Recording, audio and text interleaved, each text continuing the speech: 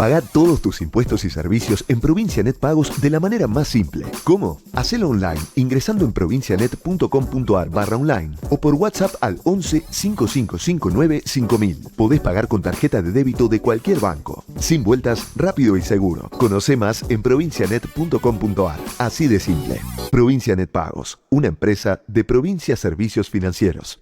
Zayat Ibáñez.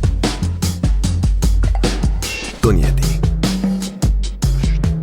Truco Gallo. Hola, sean bienvenidos a Truco Gallo, el podcast sobre actualidad política y económica de Argentina. Este es el episodio número 228 de la cuarta temporada. Mi nombre es Daniel Carlos Tonietti y me acompañan episodio a episodio Alfredo Cuchu Zayat en un lugar del globo terráqueo no determinado. Y para reemplazarlo al Cuchu lo tenemos aquí al queridísimo Alfredo Raúl de la Torre. ¿Cómo le va, querido Rulo?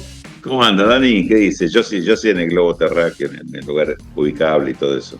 Kilómetro cero para más datos. Reemplazándolo, no, ocupando el lugar circunstancialmente apenas. Bien. El Cucho. Se completa el equipo con Pablo Totó Ibáñez. Totó, querido, ¿cómo le va? ¿Cómo andan, muchachos? Qué placer tenerlo al Rulo de la Torre en esta tarde aquí. Qué lujo, desde el Estado Centenario. Muy Qué bien, grande. vamos. Estás hablando con una leyenda viva del periodismo económico argentino, claramente. Por supuesto. En el episodio de hoy vamos a ir transitando por diferentes temas que han sucedido la última semana. Nos vamos a arrancar con los cambios de gabinete que se produjeron, fundamentalmente por la renuncia de Eli Gómez Alcorta. Después aprovechó ahí Juanchi Zabaleta para volver al territorio. Hay que decir que hay muchos intendentes que ocupan, o jefes territoriales, que ocupan lugares importantes en el gabinete, pero el único que está interesado en volver al territorio es Juanchi Zabaleta. No sucedió eso por ahora con Catopodis, que en realidad no sé si puede volver a ser intendente, o el caso de Ariel Sujarchuk, o el caso de Ferraresi. Quizás cuando estén más cerca del proceso electoral puedan producirse esos regresos. Resulta llamativo en lo que fue interpretado como un gesto de autoridad del albertismo, ¿no? Donde Alberto Fernández, el presidente, se ocupó de divulgar que los cambios de gabinete los hizo sin consultar a quien es su principal aliada. Volvió de alguna manera la ausencia de diálogo, para decirlo del modo más generoso, entre Cristina Fernández y Alberto Fernández. El episodio del intento de homicidio de Cristina pareciera ser que no produjo un desequilibrio en el vínculo o mejoró el vínculo, porque el presidente en particular se ocupó de difundir que los cambios de gabinete los llevó adelante él. Por otro lado, está Sergio Massa, que está tratando de equilibrar la macroeconomía y presenta semana a semana un nuevo dólar. Primero el dólar soja, después el dólar tecno, luego, digo por las denominaciones mediáticas, ¿no? Luego el dólar Qatar, aplicado a los que tengan la aventura de poder viajar al Mundial de Fútbol. Luego el dólar Coldplay, aplicado para aquellos empresarios que quieran traer artistas extranjeros. Y como telón de fondo, una nueva visita, si mi memoria no falla, es la tercera en un lapso de 45 días del ministro de Economía a los Estados Unidos. Pablo. No sé por dónde empezar, Daniel, porque abriste como todo el abanico. Trato de encontrar un punto en común. Quizá el punto en común es la consolidación de que si existió una tregua en el abismo inicial que significó la crisis económica y que se reforzó con la designación de Sergio Massa como una etapa de inicio de tregua, y después eso se hizo más de fondo a partir del atentado contra Cristina. Eso está definitivamente vencido, caducó esa instancia de tregua y caducó de la peor manera. Caducó a través de la incomunicación, una incomunicación manifiesta, y también caducó desde la consolidación de que es un gobierno con tres cabezas que parecen comportarse de manera autónoma y en muchos casos inconsulta. Eso tiene derivaciones en la actividad diaria. Yo el otro día repasaba por qué se da este clima de ministros tratando de dejar el gabinete. En buena medida hoy para ser ministro del gobierno, más allá de que uno pueda decir, si sos ministro, ponete los pantalones o la minifalda y salí a remar y jugar de ministros, hoy cualquier ministro o la mayoría de los ministros tiene que estar haciendo equilibrio entre Alberto Fernández, que de alguna manera la decisión institucional, que todavía sigue teniendo poder de decisión y poder de fuego, Massa, que es si querés resolver algo tenés que cerrar los recursos con Massa, y Cristina, que es la validación necesaria de tener algún tipo de respaldo político para cualquier tipo de medida, porque si no ya bien sabemos que si algo no tiene el aval de Cristina, podés tener algún periodo de gracia, pero tarde o temprano te va a caer la guillotina cuestionando esa acción. Por lo tanto, es un panorama desde lo funcional para el gobierno dramático. Sí parece todo muy consolidado sobre lo que tiene que ver con la tarea de buscar algún punto de equilibrio y orden de Sergio Massa, que es el único que al ser uno de los tres actores pivotea ida y vuelta entre Alberto Fernández y Cristina Kirchner. Tiene una hoja de ruta definida hace bastante tiempo con Cristina Kirchner que le otorga cierto margen. Ese margen por momentos parece ponerse en discusión cuando hay algún tuit de Cristina, cuando hay alguna definición de algunos dirigentes del cristinismo, pero dentro de todo, Massa, sobre el concepto general de que hay una situación crítica en términos económicos, tiene una especie de manual que posiblemente no sea el más agradable para algunos sectores, pero lo lleva adelante y está logrando de alguna manera ir demorando o moderando la crisis. Eso me parece que es el contexto para encontrar estos tres ejes,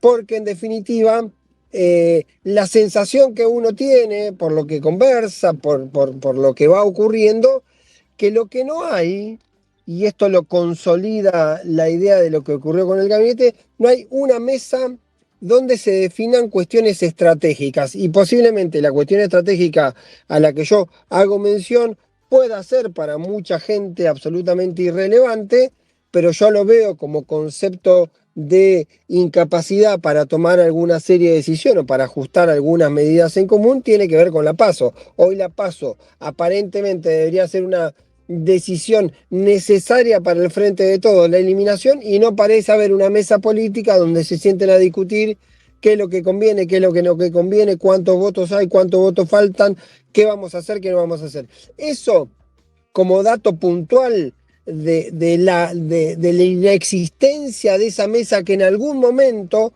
cuando asume Massa, se especuló mucho de que se iba a retomar esa bilateral o esa trilateral, la bilateral entre los Fernández y posiblemente ampliar una trilateral con Sergio Massa para ir resolviendo cuestiones de, no digo larguísimo plazo, pero sí de mediano plazo, no digo cuestiones estratégicas, pero sí cuestiones tácticas de la emergencia de la coyuntura. Bueno, eso parece todo funcionar a las corridas, medios espasmódicamente, y el panorama en ese contexto es indudablemente muy crítico porque va llevando la situación una especie de minuto a minuto y día a día. No fue la excepción para nada lo que ocurrió con los cambios de gabinete. Me disiento con esta idea de que Zabaleta es el único que quiere volver. La mayoría de los funcionarios que hoy están con ejecutivos y están en el Ejecutivo Nacional y tienen un territorio que cuidar, en algún momento van a querer volver al territorio porque es el refugio y porque además todos tienen una proyección hoy por hoy del escenario electoral. Déjame bastante profundizar difícil. la idea con respecto al tema de Juanchi. Primero, Juanchi es un poco el que de modo privado y también públicamente ha encabezado la tirria en contra de Máximo Kirchner y la Cámpora en particular.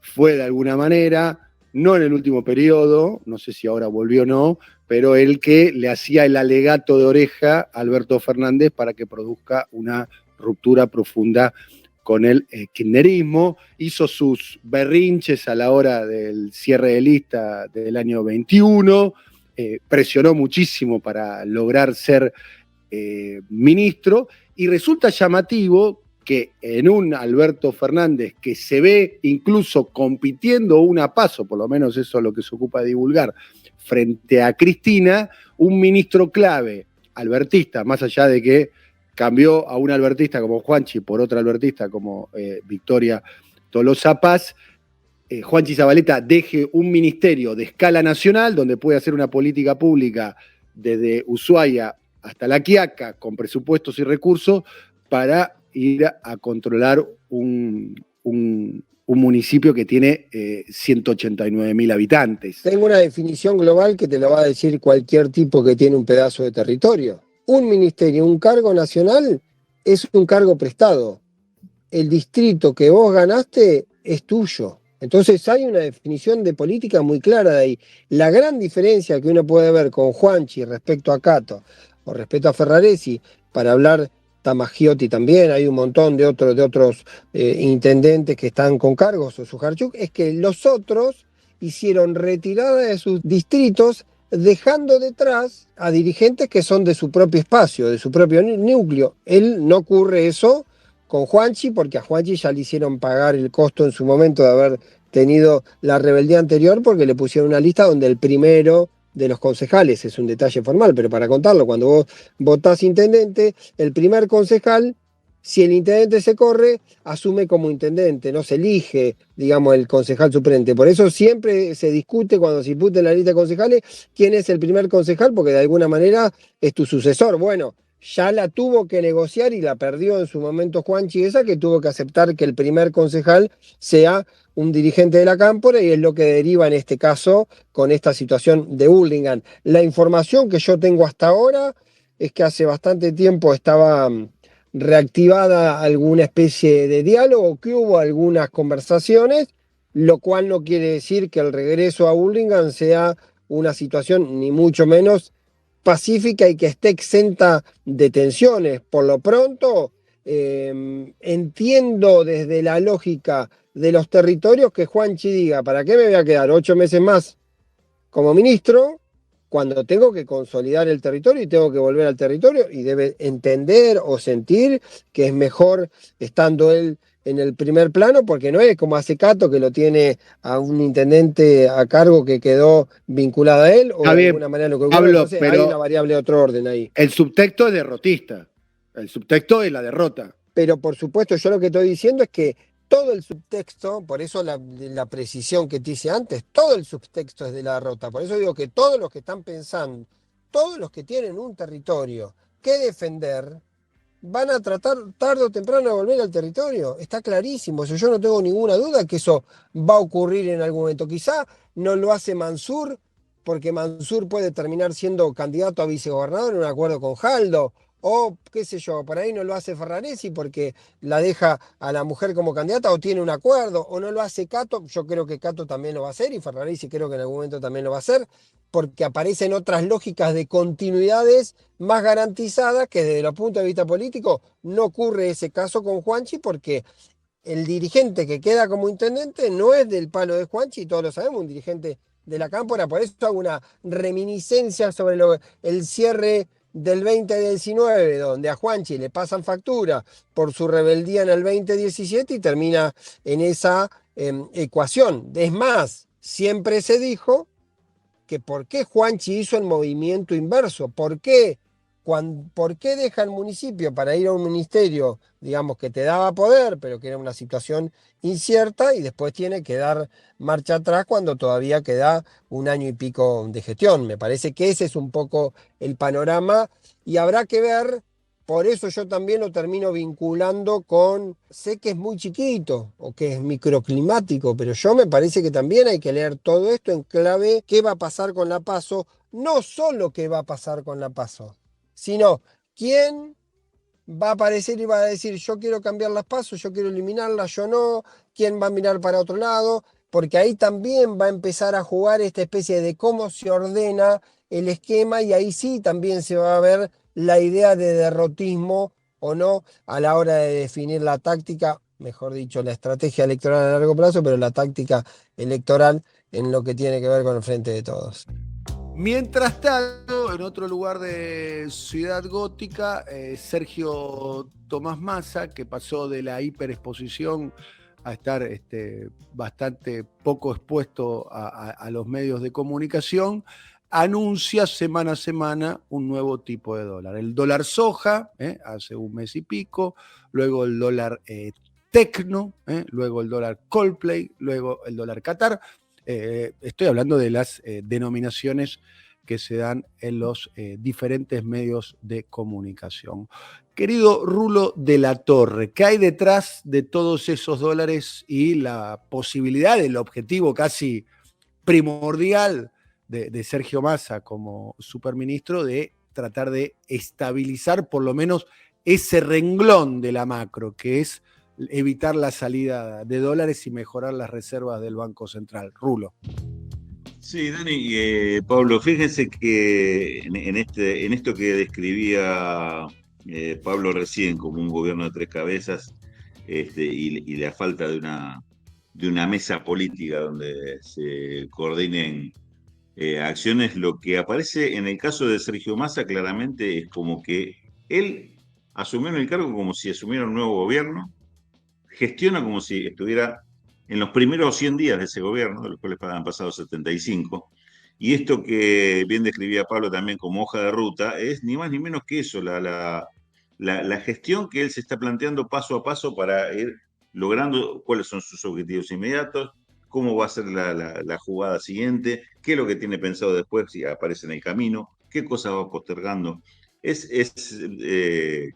muy interesante, muy atractivo verlo así, lo que está pasando con Sergio Massa y cómo este tema del dólar, que siempre recuerdo que era una de las, dentro de lo que tenía en su propia cabeza como estrategia Martín Guzmán, por ejemplo, a quien tuve la oportunidad de charlar alguna de estas cosas personalmente con él, inclusive muy cerquita al momento de su renuncia. Le preocupaba mucho el tema del dólar y que no se le escapara la cuestión del dólar. Mucho más que la inflación le preocupaba eso porque pensaba que era parte fundamental de su estrategia de esta cuestión de controlar o regular la macro. Massa le encontró la vuelta. Massa le fue encontrando la vuelta, primero con el dólar soja. Hoy con esto que acaba de hacer ya con un desdoblamiento cambiario explícito, porque el dólar soja podríamos decir que fue una oportunidad, bueno, fue una cuestión de vigencia apenas por un mes y para lograr resultados inmediatos, pero no era una política permanente A ver, Rulo, una de pregunta. tener diferentes tipos de cambios, sí. Bilardísticamente hablando, ¿sí? No del Sí. juego bonito, del campeonato moral, ni de jugar lindo futbolísticamente hablando, y sabemos que sos futbolero. Bilardísticamente hablando, ¿el dólar soja fue una medida eficaz en el sentido de tenía un objetivo y lo cumplió en términos del resultado? Sin ninguna duda.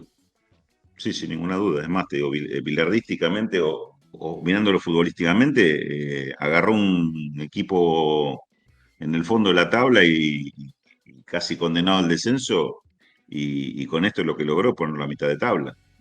Sí, claro que es un resultado notable. Y lo que está haciendo ahora quería referirme también a este punto. ¿Qué es lo que hizo ahora con el dólar, que algunos llaman dólar Qatar? y dólar call rate, que creo que es más que eso, porque el dólar soja es dólar soja, porque fue nada más que para la soja y por un determinado momento. Estos son cambios permanentes.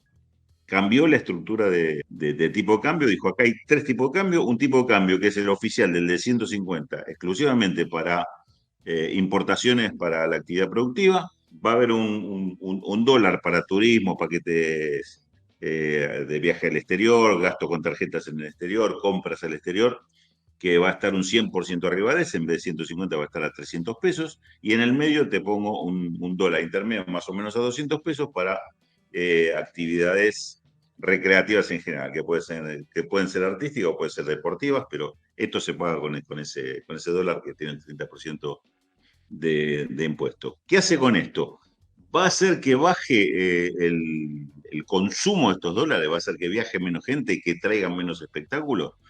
No, lo que va a hacer es que va a orientar a que esos dólares lo vayan a buscar a otro lado, que no lo busquen en las reservas, que se lo vayan a comprar al dólar blue contado con liqui o busques o use los dólares, quien haga esto, use los dólares que tiene ahorrado o en el exterior. Con lo cual, el objetivo ¿cuál es? Le quita presión a las reservas. Esto es el objetivo inmediato, ahora. Ahora, esto a mediano plazo que produce, iba a provocar mayor presión sobre el dólar blue, por ejemplo. Es muy probable que en los próximos 60 días tengamos un salto importante del dólar blue y contado con liqui y los demás. Esto ya sabemos que en Argentina eso te lo devuelve como presión inflacionaria.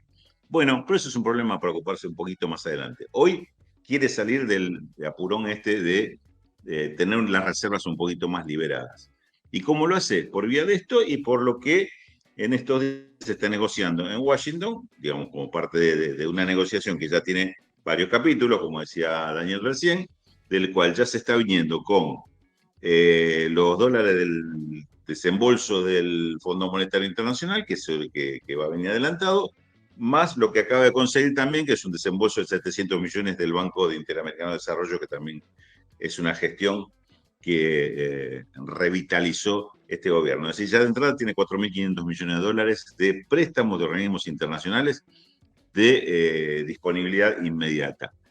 Ahí es donde uno ve cómo va anudando o haciendo eslabón por eslabón, paso a paso, buscando el objetivo de empezar a liberarse del tema de la presión del dólar, aunque esto signifique en perspectiva un costo mucho más alto a futuro. Pero ya veremos cómo resuelve ese costo a futuro. Por ahora está aprovechando los primeros 100 días de gobierno, para decirlo de una forma medio ilusoria, para hacer estos cambios, mover estas fichas sin precisamente lo que decía Pablo recién, sin consultar a nadie. No lo está consultando con nadie, lo está haciendo por resolución propia y va buscando consensos con la medida hecha, que le aprueben lo que ya hizo. Y hasta con el propio Fondo Monetario Internacional le marcó este camino, que es un camino que podríamos decir muy poco ortodoxo, la medida que está tomando, y sin embargo tiene el aval porque en definitiva las metas las va cumpliendo de ese modo y no de otro. Inclusive esta semana algún funcionario lo explicaba así: no estamos modificando la política cambiaria, estamos haciendo medidas impositivas, le estamos cobrando mayores pagos a cuenta de impuestos. Digamos, al fondo esto no tiene nada, no le cuestiona nada, porque no hay cambios en la política cambiaria, aunque en realidad lo que estamos viendo es ni más ni menos que pasamos de un modelo de cambio único a un modelo de desdoblamiento cambiario, pero se dibuja de forma tal de que aún los que no estén muy de acuerdo con esto, como por ejemplo el Fondo Monetario Internacional, dice, bueno, pero por lo menos está solucionando lo que nosotros queremos, es que acomode las reservas y donde tenemos el mayor préstamo a nivel mundial, no sea un país que queda con las arcas absolutamente quebradas y el Banco Central a punto de... Ahora, es cierto que se viene hace rato operando sobre las emergencias, digamos, como todo el tiempo, evitando una crisis, digamos, ocurrió con desde la salida de Guzmán en adelante, parecía siempre esa idea de complicación.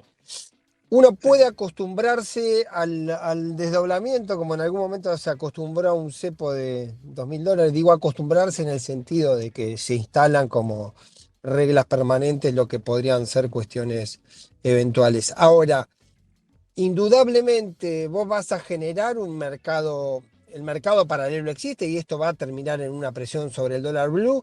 Y la sensación que uno tiene sobre eso es que siempre el dólar blue termina generando el imaginario de qué es el valor real, digamos. Entonces, la idea de una devaluación o la idea de la presión sobre el dólar oficial o sobre lo que sea va a seguir existiendo por más que hoy estés más cerradas las reservas. Sí, mira, es muy difícil salir de esa idea, de ese imaginario que el dólar es demasiado barato y tiene que haber un dólar más alto. Y que la devaluación es la medida resistida por el gobierno. Ahora, lo que pasó en la realidad es que hubo una devaluación encubierta, devaluación por 30 días a la soja, que es el principal producto que se exporta, se le dio un dólar de 200. Ahora para algunos rubros importadores, fuera de los que son de actividad productiva, se le está dando un dólar diferencial, a uno se lo llevó a 200 pesos, a otro se lo llevó a 300. Está bien, hay una devolución ahí porque son a cuenta de ganancias, pero hoy efectivamente para tener ese dólar tenés que pagar 300 pesos. Vos gastás con la tarjeta en el exterior y son 300 pesos el cambio que te va a hacer la liquidación del banco. Entonces se va moviendo eso, se va moviendo, es decir, se le está saliendo a la discusión simple o simplificada más que simple, decir devaluación sí o devaluación no, diciendo no a la devaluación, pero igual por detrás te doy un tipo de cambio diferente. ¿Voy resolviendo? Sí, voy resolviendo, que lo que se fijó como objetivo es cuidar las reservas. Por ahora salió de ese, por lo menos aflojó un poquito la soga que tenía en el cuello con el tema de reservas. Esto mueve la situación de la economía real y probablemente la mueva en un sentido negativo, porque son medidas, primero de ajuste, medidas restrictivas, y uno ve que en el mediano plazo esto va a tener un costo importante, pero evidentemente se privilegió el otro, salir de ese apuro con medidas que inclusive han alimentado con, digamos, lo que pasó con esto, con el dólar paralelo o esos dólares que hasta ahora consideramos ilegales, prácticamente se los está legalizando, se le está dando un lugar dentro del esquema económico del propio gobierno. Está claro, Rulo, además que con la descripción que haces, con el problema serio, histórico, no resuelto de la economía biomonetaria, el telón de fondo de todo esto que estamos viendo es una enorme presión devaluatoria que en algún momento va a tener que tener algún tipo de resolución, digamos. En algún momento va a tener que tener algún tipo de desenlace.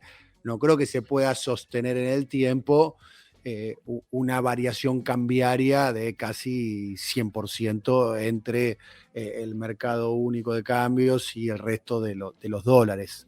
Evidentemente, el objetivo del gobierno, por eso mi pregunta más bien futbolística, es evitar una devaluación, fundamentalmente, creo yo, por las consecuencias sociales que esto tendría, primero económicas, después sociales, después políticas y por último electorales, ¿no? Porque hay que decir que una devaluación arrastraría una suba de precios, una pérdida de salario, bueno, agravaría todos los problemas que aún tiene la economía argentina.